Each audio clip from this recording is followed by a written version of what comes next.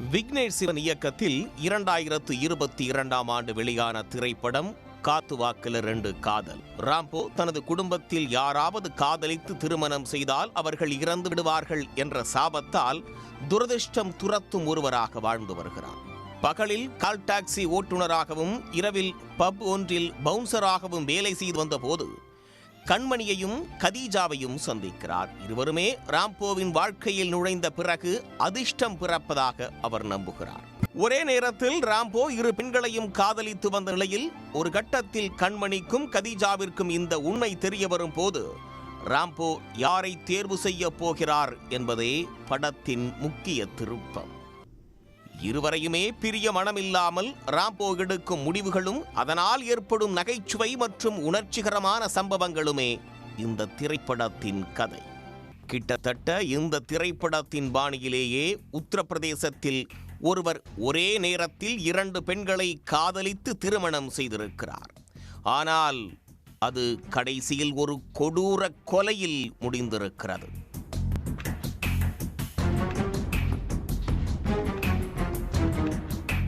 உத்தரப்பிரதேச மாநிலம் கோரக்பூரில் நிர்வாண நிலையில் ஒரு பெண்ணின் சடலம் கிடப்பதாக போலீசாருக்கு தகவல் வந்திருக்கிறது. சம்பவ இடத்திற்கு சென்ற போலீசார் சடலத்தை கைப்பற்றி ஆய்வு செய்திருக்கிறார்கள். தலை மற்றும் முகம் கொடூரமாக நசுக்கி கொல்லப்பட்டதற்கான தடயங்கள் இருந்தன. சடலத்தை வைத்து இறந்தவர் யார் என்பதை அடையாளம் கண்டுவிடக்கூடாது என்பதற்காக நிர்வாணமாக வீசி சென்றிருக்கிறார்கள்.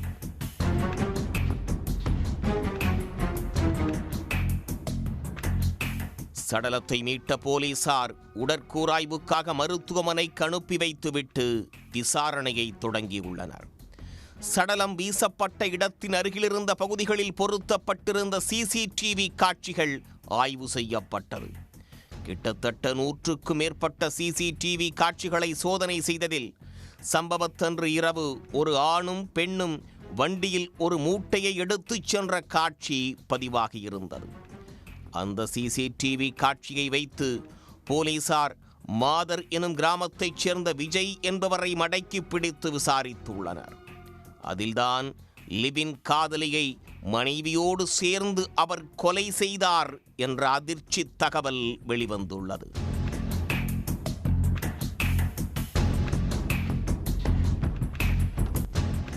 ஆம், கொல்லப்பட்டவர் பிரியா. மும்பையைச் சேர்ந்த இவர் 2012ஆம் ஆண்டு காப்பீட்டு நிறுவனம் ஒன்றில் வேலை பார்த்து வந்துள்ளார். அந்த சமயத்தில் விஜயும் பிரியாவோடு அதே நிறுவனத்தில் வேலை செய்திருக்கிறார். அப்போது இருவருக்கும் இடையே பழக்கம் ஏற்பட்டிருக்கிறது. இருவரும் காதலித்திருக்கிறார்கள். மும்பையிலேயே வீடு எடுத்து தங்கி லிவ்-இன் ரிலேஷன்ஷிப்பில் வாழ்ந்து வந்துள்ளார்கள். அதோடு கோவில் ஒன்றில் வைத்து அவர்களுக்கு திருமணமும் நடந்திருக்கிறது. ஒரே வருடத்தில் பிரியா கர்ப்பம் தரித்திருக்கிறார். ஒரு ஆண் குழந்தை பிறந்திருக்கிறது. விஜய் தனது லிவின் காதலி குறித்து வீட்டில் யாரிடமும் எதுவுமே சொல்லவில்லை. இந்த சூழலில் 2014ஆம் ஆண்டு அவருக்கு சந்தியா என்ற பெண்ணை திருமணம் செய்து வைத்திருக்கிறார்கள். அவருக்கு 3 பிள்ளைகள் பிறந்துள்ளன. ராம்போ கதாபாத்திரத்தைப் போலவே 2 பேரையும் பிரிய விஜய் விரும்பவில்லை. இதனால் காதலியை பற்றி மனைவியிடமும் மனைவியை பற்றி காதலியிடமும் சொல்லாமல் இரட்டை வாழ்க்கை வாழ்ந்து வந்துள்ளார். வருடங்கள் உருண்டோடி இருக்கின்றன. இந்த சூழலில் சமீபத்தில்தான் பிரியாவுக்கு விஜய்க்கு ஊரில் திருமணம் நடந்து மனைவி மற்றும் பிள்ளைகள் இருக்கிறார்கள் என்பது தெரிய வந்துள்ளது. இதனால் அவர் கணவரிடம் சண்டையிட்டு வந்துள்ளார். அதோடு காவல் நிலையத்தில் புகார் அளிக்கப் போகிறேன் என்றும் மிரட்டியிருக்கிறார். இதனால் அதிர்ச்சி அடைந்த விஜய் வேறு வழியில்லாமல் பிரியாவை ஊருக்கு அழைத்து வந்து தங்க வைத்திருக்கிறார். இந்த விஷயம் மனைவி சந்தியாவுக்கு தெரிய வரவே அவரும் கொதித்து போய்விட்டார். குடும்பத்தில் தகராறு வெடித்து விட்டது. இருவருமே விஜயை விட்டு பிரிய தயாராக இல்லை. நான் தான் முதல் மனைவி என பிரியா உரிமை எடுத்து கொண்டு சந்தியாவை திட்டியிருக்கிறார். அதோடு சந்தியாவை விவாகரத்து செய்துவிட்டு தன்னுடன் மட்டுமே வாழ வேண்டும் என்று பிரியா விஜயை வற்புறுத்தியுள்ளார். இல்லையென்றால் காவல் நிலையத்தில் புகார் கொடுத்து விடுவதாக மிரட்டியிருக்கிறார்.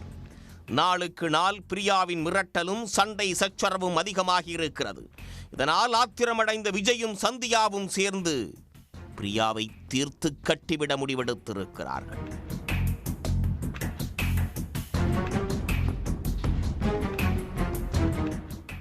சம்பவத்தன்று இரவு விஜய் பிரியாவை சமாதானப்படுத்துவதைப் போல பேசி மது குடிக்க வைத்திருக்கிறார். போதையில் அவர் மயங்கியதும் விஜயும் சந்தியாவும் சேர்ந்து பிரியாவை தலையில் அடித்து கொடூரமாக கொலை செய்திருக்கிறார்கள். பிறகு சடலத்தை மூட்டை கட்டி எடுத்துச் சென்று ஊருக்கு வெளியே வீசியிருக்கிறார்கள். போலீசார் அடையாளம் கண்டுபிடித்துவிடக் கூடாது என்பதற்காக முகத்தை இறைத்ததோடு சடலத்தில் இருந்த உடைகளையும் உருவிக்கொண்டு தப்பிச் சென்றது விசாரணையில் தெரிய வந்துள்ளது. இச்சம்பவம் தொடர்பாக வழக்கு பதிவு செய்த போலீசார் விஜய், அவரின் மனைவி சந்தியா மற்றும் கொலைக்கு உதவிய சந்தியாவின் தந்தை ராம்விலாஸ் ஆகிய மூவரையும் கைது செய்து சிறையில் அடைத்துள்ளனர். உடனுக்குடன் செய்திகளை தெரிந்து கொள்ள சன் நியூஸ் பெல் ஐகானை கிளிக் பண்ணுங்க.